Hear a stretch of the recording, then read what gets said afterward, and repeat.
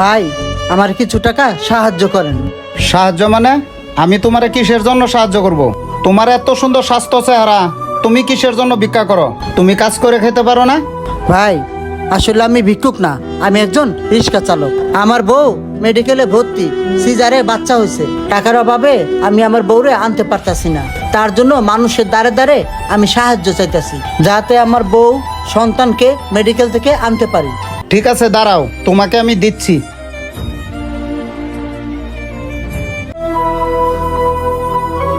নেও, এখানে 500 টাকা আছে। তুমি এই টাকাটা নিয়ে যে তোমার বউ বাচ্চাকে মেডিকেল থেকে নিয়ে আসো। ঠিক আছে ভাই, আপনাকে অনেক ধন্যবাদ। আসসালামু আলাইকুম। ওয়ালাইকুম আসসালাম। দেখি এই দোকান থেকে কয়টা টাকা সাহায্য চাই। ভাই, আমার কয়টা টাকা সাহায্য করবেন? যাক, ভাইটার মনটা অনেক ভালো, আমার 10টা টাকা সাহায্য করলো। মাত্র অল্প কয়টা টাকা সাহায্য পাইলাম, এই টাকাটা কি হইব? মেডিকেলে তো অনেক টাকার ব্যাপার।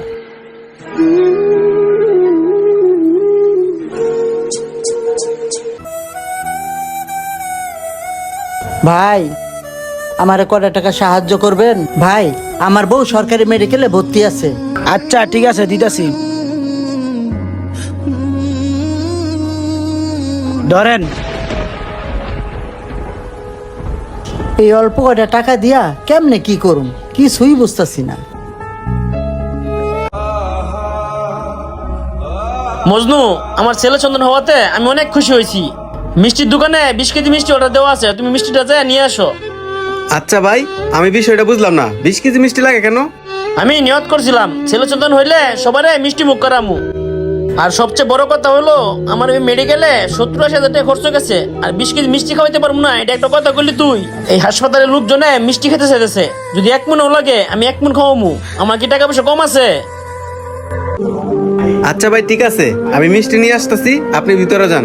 আচ্ছা ঠিক আছে, তাড়াতাড়ি যাও, তাড়াতাড়ি আসে বড় কিন্তু। ভাই একটু দাঁড়ান। ভাই, আপনার একটা কথা বলতাম আমি। আচ্ছা, কি কথা বলবেন বলেন। ভাই, আমার বউ এই মেডিকেলে ভর্তি আছে, সিজারে বাচ্চা হয়েছে, আজকে রিলিজ দিব। টাকার অভাবে আমি আমার বউ আর বাচ্চারে বাড়িতে নিতে পারতাছি না। আপনি যদি আমার কয়টা টাকা সাহায্য করতেন, তাহলে আমার বউ বাচ্চা নিয়ে আমি বাড়ি যেতে পারতাম। তোর টাকা পয়সা নাই আমি কি করবো? আর তোর টাকা পয়সা যেহেতু নাই, তুই বাচ্চা নিতেছ কেন? ভাই, এটা আপনি কি বলতেছেন? বাচ্চা দেওয়ার মালিক হচ্ছে আল্লাহ। ভাই, এইসবে তো আমার হাত নাই, এসব কথা বললেন না, উপর আল্লাহ নারাজ হবো। ভাই, এটা আমার প্রথম সন্তান, আর আমার বউ মেডিকেলে ভর্তি আছে। তোর প্রথম সন্তান হোক বা দ্বিতীয় সন্তান হোক, তাতে আমার কি? আর তুই আমার এত জ্ঞান দিতেছিস কেন? তোর সমস্যাটা কি? তোর তো সবকিছু ঠিকঠাক আছে, টাকা পয়সা কামায় তারপর বাচ্চা নিতি। আমার বউয়ের সিজারে বাচ্চা হয়েছে, প্রায় 70-80 হাজার টাকা লাগছে। আমার টাকা আছে, আমি এই মেডিকেলে সিজার করাইছি। আর তোর টাকা নাই, তুই এই মেডিকেলে সিজার করাইছিস কেন? ভাই, এভাবে বলেন না, আপনি রয়েছেন বড়লোক মানুষ। যদি কিছু সহযোগিতা করেন, তাহলে আমার বউ বাচ্চা নিয়ে আমি বাড়ি যেতে পারি। শোন, তোর এত কথা শোনার সময় এখন আমার নাই, তুই আমার চোখের সামনে থেকে চলে যা। ভাই, আপনি কয়টা টাকা সাহায্য করেন না? আপনি কয়টা টাকা দিয়ে সাহায্য করলে আমার বউ বাচ্চারা রিলিজ করাইয়া বাড়ি নিয়ে যেতে পারতাম। ভাই, কয়টা টাকা সাহায্য করেন না ভাই, কয়টা টাকা সাহায্য করেন না ভাই, সাহায্য করেন। হেই ফকির বাচ্চা, আচ্ছা যা এখান থেকে।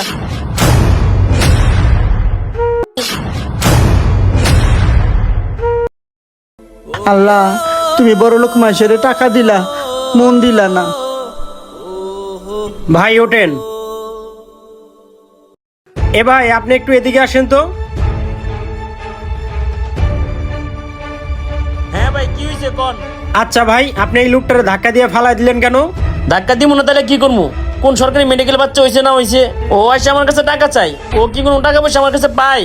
দেখেন, আমি ওইখান থেকে পয়সা পয়সা আপনাদের দুইজনের সব কথাই শুনছি। এই লোকটার এই মেডিকেলে বউ বাচ্চা ভর্তি আছে, কয়টা টাকার জন্য বউ বাচ্চাকে সারায় নিয়ে যেতে পারতেছে না, এই জন্য আপনার কাছে সাহায্যের হাত বাড়ায় দিছিল। আপনি টাকা দিতে পারবেন না ভালো কথা, এই জন্য কি গরিব অসহায় মানুষদের গায়ে আপনি হাত তুলবেন? আরে ভাই, আপনাকে আর আপনাকে কি আমি বলছি আমাকে জ্ঞান দেওয়ার জন্য? আমি আপনাকে জ্ঞান দিতেছি না। আপনি যে এই মেডিকেলে ফাও ফাও 20 কেজি মিষ্টি খাওয়াইবেন, এই 20 কেজি মিষ্টি খাওয়ায় আপনার কোনো লাভ আছে? আপনি এখানে ফাও ফাও 20-30 কেজি মিষ্টি না খাওয়াইয়া এই মিষ্টির টাকা যদি আপনি গরিব দুঃখী মানুষকে দিয়ে দেন, তাদের কাজে লাগবে। দেখেন, আজকে যদি আপনি ওনার জায়গায় থাকতেন তাহলে হয়তো আপনাকেও মানুষের দ্বারে দ্বারে যায় সাহায্য চাইতে হইতো। আপনি যদি ফাও ফাও টাকাগুলো নষ্ট না কইরা এই গরিব মানুষটাকে দিয়ে দিতেন, তার অনেক উপকারে লাগতো। ভাই দেখেন, আল্লাহ কিন্তু আপনারে ওনার মতো রাখে নাই, ওনার চেয়ে টাকা পয়সা ধন দৌলত অনেক বেশি দিছে। তাই বলে কি গরিব দুঃখী মানুষকে অবহেলা না করে একটু সাহায্য সহযোগিতা করেন।